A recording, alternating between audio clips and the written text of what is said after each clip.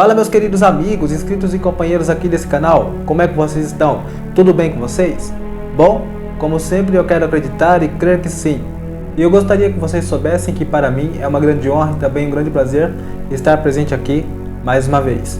Se você já for o meu inscrito, muito obrigado. Eu aqui humildemente já te agradeço pela sua colaboração e por todo o seu carinho.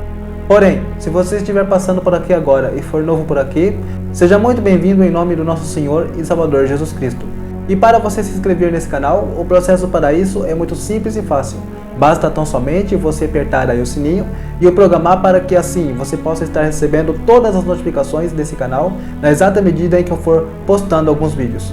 E agora, já aproveitando esta mesma oportunidade ao qual você me concede a graça da sua audiência, eu gostaria de fazer alguns pedidos especiais e importantes para cada um de vocês. E o primeiro pedido que eu humildemente peço a cada um de vocês é para que vocês venham compartilhar esses vídeos com as pessoas que vocês gostam, com as pessoas que vocês amam. E também, é claro, deixe o like aqui nesse vídeo. Digo isso porque o like é bastante importante para o crescimento desse canal aqui nessa plataforma. E agora eu tenho a honra de trazer uma notícia bastante especial para cada um de vocês. A partir desse momento eu vou estar ministrando sobre a sua vida uma palavra de Deus, uma palavra dos céus. Agora, já sem perca de tempo, vamos então para a leitura da santa e bendita palavra do Senhor. Porém, fique tranquilo, até porque eu vou ler daqui e você vai me acompanhar daí, certo? E o texto bíblico pelo qual eu vou ter a honra de ministrar sobre a sua vida, hoje se encontra aqui, na carta de Paulo aos Filipenses, no capítulo 3, e nos versículos de números 13 e 14. O texto, por sua vez, diz exatamente assim: Irmãos, quanto a mim, não julgo que os haja alcançado, mas uma coisa faço, eis que esqueço-me das coisas que para trás ficam, e avanço para as que estão diante de mim. Ao 14.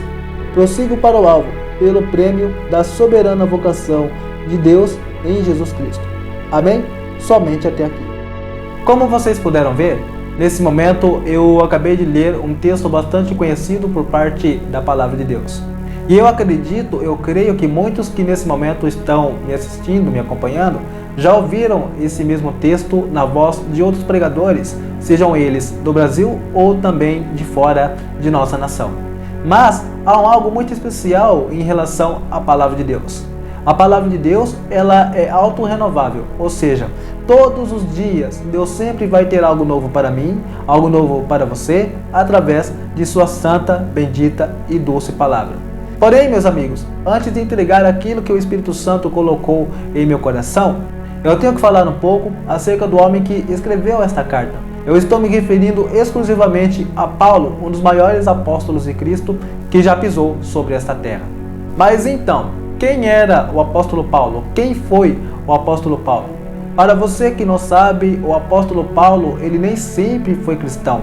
Quando você analisa a história desse homem, você vai perceber que no início da sua trajetória, ele não era um homem bom, não, ele era um homem cruel, ele era um homem perseguidor, ele maltratava cristãos, ele perseguia cristãos. E outro ponto a ser falado aqui é que esse homem era um judeu bastante respeitado em sua época, bastante respeitado em sua comunidade. Mas então, por que é que ele perseguia os cristãos? Para você que não sabe, a maioria dos judeus, infelizmente, não aceitaram a Cristo como o seu Messias. Então, por esse motivo, os cristãos daquela época eram capturados e presos e muitos eram até mesmo mortos. E se pararmos para analisar mais profundamente a história desse homem, nós vamos chegar a uma conclusão: que ele fazia essas maldades, que ele perseguia os cristãos, que ele maltratava os cristãos, por um simples motivo: ele acreditava que aquilo que ele estava fazendo era o certo a se fazer, mas mal sabia ele que ele estava bastante enganado. De acordo com a história bíblica, você vai perceber que logo a história desse homem, que antigamente era conhecido como Saulo de Tarso, estava prestes a mudar completamente. Diz a Bíblia Sagrada que um certo dia esse mesmo homem estava andando juntamente com uma comitiva. E no meio dessa caminhada, no meio dessa andança, algo sobrenatural e extraordinário aconteceu. Esse homem acaba caindo, e como se não bastasse isso, ele também acaba perdendo a visão. Meu querido, quando você analisa essa parte da história, você vai ver que a partir desse momento, esse homem, esse cidadão, que até nesse momento era conhecido como Saulo de Tarso, ele nunca mais foi o mesmo. E agora, nesse ponto da história, ele já não era mais Saulo de Tarso, o perseguidor, ele era Paulo, o apóstolo de Cristo. Agora nós vamos lá para o livro de Atos. Quando você analisa o livro de Atos, você vai ver que um dia ele recebeu uma ordem do Senhor. A história conta que em um determinado lugar, o apóstolo Paulo ele acaba tendo um sonho. Mas esse sonho não era um sonho comum, era um sonho espiritual. De acordo com a história bíblica, você vai ver que ele acabou sonhando com um homem. E esse homem, em seu sonho, estava pedindo por ajuda. E esse homem dizia o seguinte: ora, passe a Macedônia e por favor, nos ajude. E logo quando ele acorda, ele acaba olhando para o seu companheiro de viagens, um homem por nome de Silas. E então, os dois percebem que na verdade, aquele sonho foi uma mensagem de Deus. E Deus naquele momento estava entregando uma missão para eles. E assim foi feito. Eles começaram então a viajar naquela região. Porém, de acordo com a história, vocês vão ver que eles acabam parando em uma certa cidade. Cidade essa por nome de Filipos. E logo ao chegarem, eles perceberam que as pessoas que estavam ali precisavam também ouvir a palavra de Deus. E foi exatamente isso que eles fizeram. E nessa mesma região, quem conhece de Bíblia sabe que ali acabou acontecendo um episódio bastante conhecido. Diz a palavra de Deus que em um determinado dia, estava lá o apóstolo Paulo juntamente com seu companheiro Silas, ministrando a palavra para as pessoas. E ali também, naquele mesmo local, havia uma jovem. E essa jovem ela tinha um espírito de adivinhação. Você sabe perfeitamente, tanto quanto eu, que o apóstolo Paulo, ele observou aquilo. E esta jovem, esta menina, começou a atrapalhar o culto. E você sabe tanto quanto eu que naquele momento, o apóstolo Paulo percebeu o que estava vendo e acabou expulsando o demônio da vida daquela jovem. E essa menina também movimentava de certa forma a parte financeira dessa cidade, porque as pessoas vinham de fora para saber do seu futuro, as pessoas vinham de fora para saber de algumas coisas em relação à sua vida, enfim. Essa menina, de acordo com o texto, ela dava grande lucro aos seus senhores. E então, sendo assim, logo depois desse episódio, algo triste acaba acontecendo com eles. Eles foram pegos pela multidão e eles foram levados até a presença dos magistrados. Ali eles acabaram apanhando e, como se não bastasse tudo isso, eles também foram pegos e jogados dentro de uma prisão. E ali, à meia-noite, dentro daquela prisão, eles começaram a louvar o Senhor. Eles começaram a adorar o Senhor, mesmo estando feridos, mesmo estando machucados. E você que conhece a história sabe perfeitamente que a partir daquele momento um milagre poderoso aconteceu. Um terremoto acabou acontecendo ali.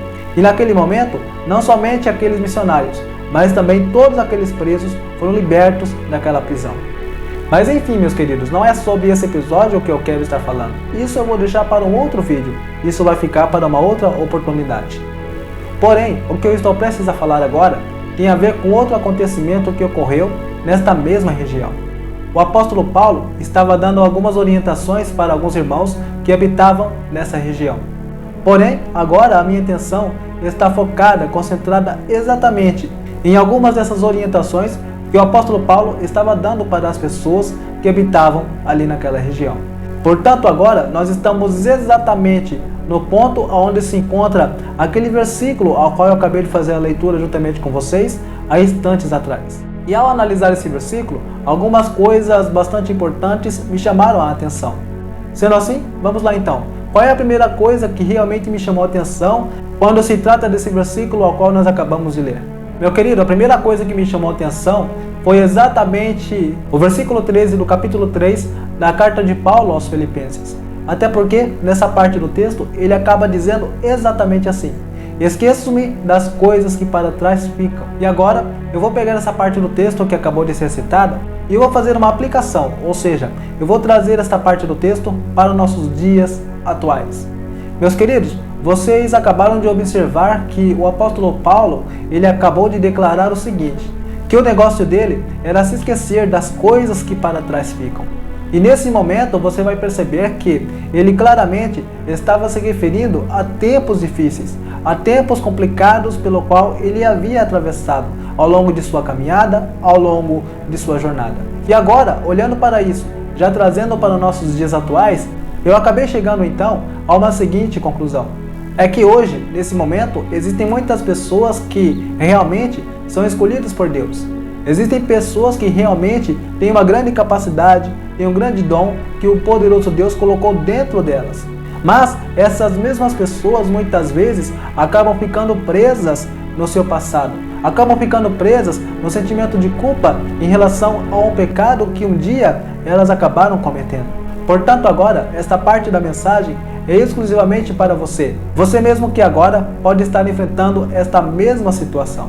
E quem sabe agora, você está aí se lembrando do teu passado, se lembrando das coisas terríveis que você cometeu quando você não conhecia a verdade, quando você não era ainda impactado e transformado pela palavra de Deus. Se você está nessa situação, permita-me agora dizer uma coisa essencial e importante para você. Talvez o diabo tenha soprado na sua mente que você nunca vai ser ninguém na vida. Talvez as pessoas olhem para você e apontam o dedo para você e diz para você que você nunca irá chegar a canto nenhum. E muitas das vezes Satanás e seus demônios têm tentado colocar algumas coisas na sua mente, na sua cabeça, que realmente não são reais, não são verdades. E aí, aquele sentimento de culpa, aquele sentimento pesado, acaba muitas das vezes tomando conta de seu coração. E agora vai entrar uma coisa bastante importante que você deve ouvir, que você deve escutar. Uma vez que você aceitou a Cristo, uma vez que você se entregou a Cristo, Ele perdoou os seus pecados. E uma vez que você está perdoado de seus pecados, uma vez que você está perdoado de seus erros por Cristo, você não deve dar ouvido para as pessoas que apontam o dedo para você. Você não deve dar ouvido para os demônios que muitas das vezes tentam destruir a sua vida, destruir a sua jornada. Não. Você só deve olhar para uma direção em específica. Você deve olhar para frente. Você deve olhar para Jesus. Você deve fazer como o apóstolo Paulo. Você deve olhar para aquilo que está diante de você. Você deve olhar para Jesus, que é claramente o autor de nossa fé. Portanto, meu querido, não fique preso às coisas do passado. Não fique preso naquilo que um dia te machucou. Não fique preso nas lembranças ruins. Não prenda a sua mente em coisas ruins que aconteceram no passado. Não fique preso nos seus traumas. Não. Mas tenha a sua mente limpa em Cristo. E além disso, é muito bom que você saiba que Ele tem algo grande para você. Ele tem um futuro grandioso para você. E Ele não quer te ver assim. Ele não quer ver você sendo assombrado pelos fantasmas do passado. Ele não quer ver você nesse estado. Não. Você tem que levantar a cabeça. Você tem que olhar para frente. Você tem que seguir em frente. Esqueça das coisas que para trás ficaram. Faça exatamente aquilo que o apóstolo Paulo fez um dia. Se você fizer isso, eu tenho a absoluta certeza que a sua vida vai melhorar. E isso hoje é exatamente uma das coisas que o nosso inimigo não quer que ocorra, não quer que aconteça. Então, meu querido, seja livre, liberte-se e esqueça de uma vez por todas das coisas do passado.